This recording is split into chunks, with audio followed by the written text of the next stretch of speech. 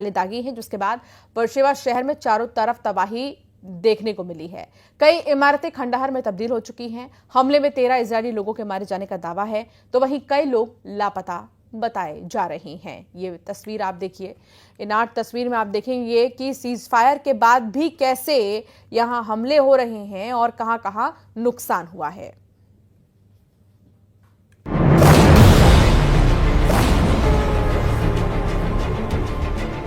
على محمد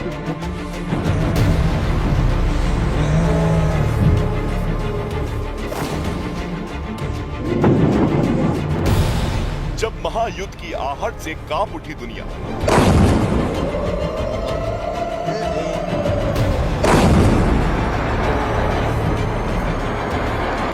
जब पश्चिम एशिया में उठी तबाही की लहर,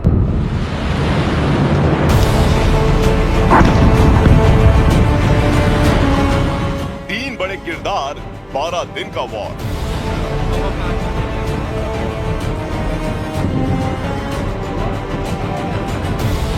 तेरह जून से 24 जून, ये अंतराल भले ही 12 दिन का है, लेकिन 12 दिनों में दुनिया ने इजराइल, ईरान और अमेरिका की उस बिसात को करीब से देखा है, जिसकी एक एक चाल ने दुनिया को डामाडोल कर दिया।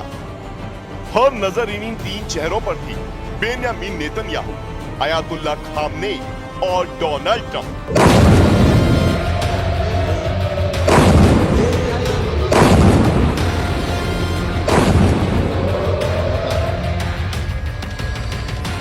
जून 2025, ऑपरेशन राइजिंग लायन का आगाज। टारगेट ईरान की न्यूक्लियर साइट्स और आर्मी बेस।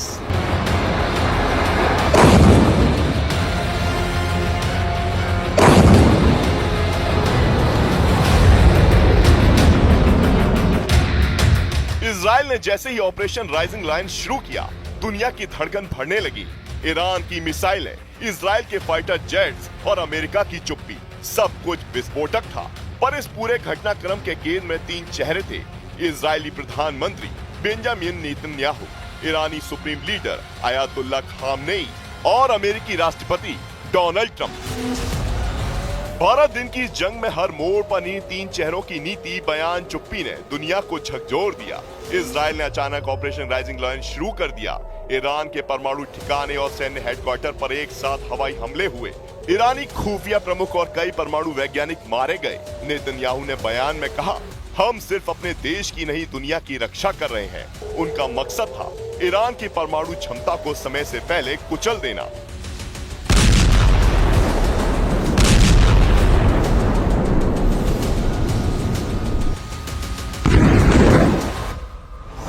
चौदह से 15 जून, ऑपरेशन ट्रू प्रॉमिस 3, खामनेई का पलटवार और चेतावनी। इजराइल का हमला बड़ा था, लिहाजा बिना वक्त गवाए ईरान ने अपने आक्रामक इरादे जाहिर कर दिए। ऑपरेशन ट्रू प्रॉमिस 3 की शुरुआत हुई और इजराइल पर ताबड़तोड़ हमले किए गए। तेल अवीव, हाइफा, बियरशेवा पर 100 से ज्यादा मिसाइलें दागी गईं। इजराइल का आयरन डोम कुछ मिसाइलें रोकने में कामयाब रहा, लेकिन इजराइल को भारी नुकसान उठाना पड़ा। 15 जून को अयातुल्ला खामनेई ने पहली बार राष्ट्र को संबोधित किया। इस बार जंग छेड़ी गई है और इसका जवाब इतिहास याद रखेगा। खामनेई इस बार कूटनीतिक नहीं, सामरिक मुद्रा में थे। 16 से 17 जून, नेतन्याहू बनाम खामनेई।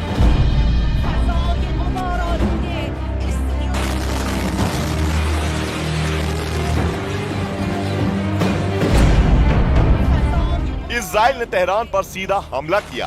IRIB यानी ईरानी स्टेट टीवी का मुख्य ऑफिस बमबारी में क्षतिग्रस्त हुआ। ईरान ने 2 इजरायली फाइटर जेट गिराने का दावा किया। नेतन्याहू की रणनीति थी खामनेई के सत्ता केंद्रों को घुटनों पर लाना। इस दिन नेतन्याहू और खामनेई के बीच निजी स्तर पर पावर शो शुरू हो चुका था।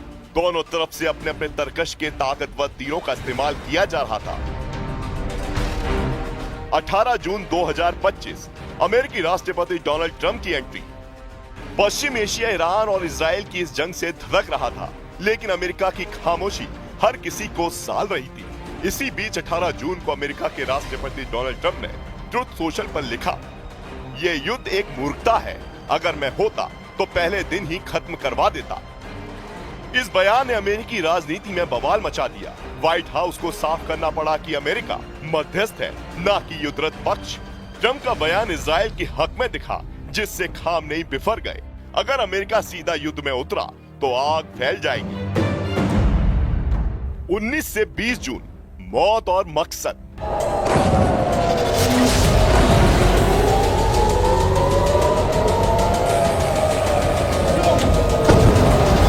डोनाल्ड ट्रंप के रुख से तिलमिला ईरान ने अपने बारूदी कारखाने से मारक हथियारों को निकालना शुरू कर दिया। ईरान ने फतह 1 और सर्जिल जैसी सुपरसोनिक मिसाइलों से इजराइल पर हमला कर दिया। जवाबी कार्रवाई में इजराइल ने ईरान के 6 एयरबेस तबाह कर दिए। 20 जून को नेतन्याहू ने सबसे बड़ा बयान दिया, खामनेई की हत्या के विकल्प का बयान। जंग तभी रुकेगी जब खामनेई नहीं रहेंगे। इजरायली हमलों में ईरानी सेना प्रमुख अली शादमानी और defence staff chief Ghulam Ali Rashid मारे गए। इजराइल का मकसद अब रक्षात्मक नहीं, लीडरशिप टारगेटिंग था।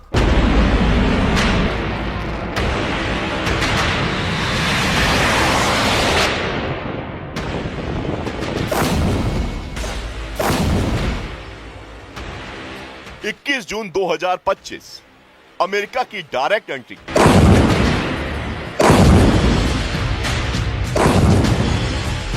लेकिन इस जंग में सबसे बड़ा मोड़ उस वक्त आया जब नेतन्याहू और खामनेई के बीच छिड़ी वर्चस्व की जंग में अमेरिका की डायरेक्ट एंट्री हुई।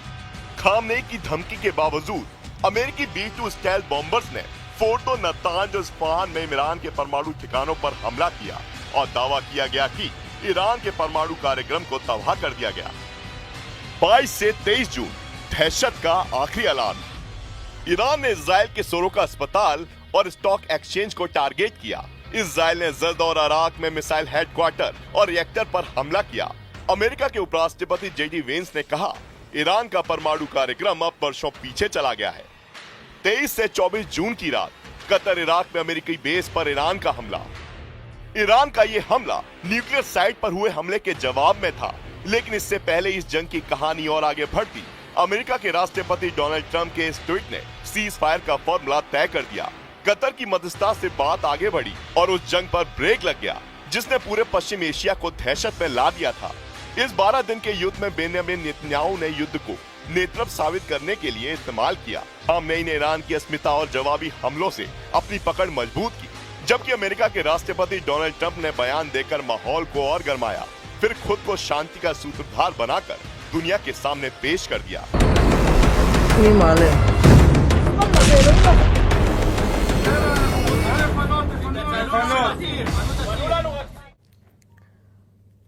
पश्चिम एशिया में भड़की महायुद्ध की आंच को सीजफायर से ठंडा करने की कोशिश की गई है, लेकिन इसी बीच ईरान की तरफ से इजराइल के खिलाफ ताबड़तोड़ मिसाइल हमले किए गए। निशाना बनाया गया बेगेलशिवा शहर को। देखिए रिपोर्ट।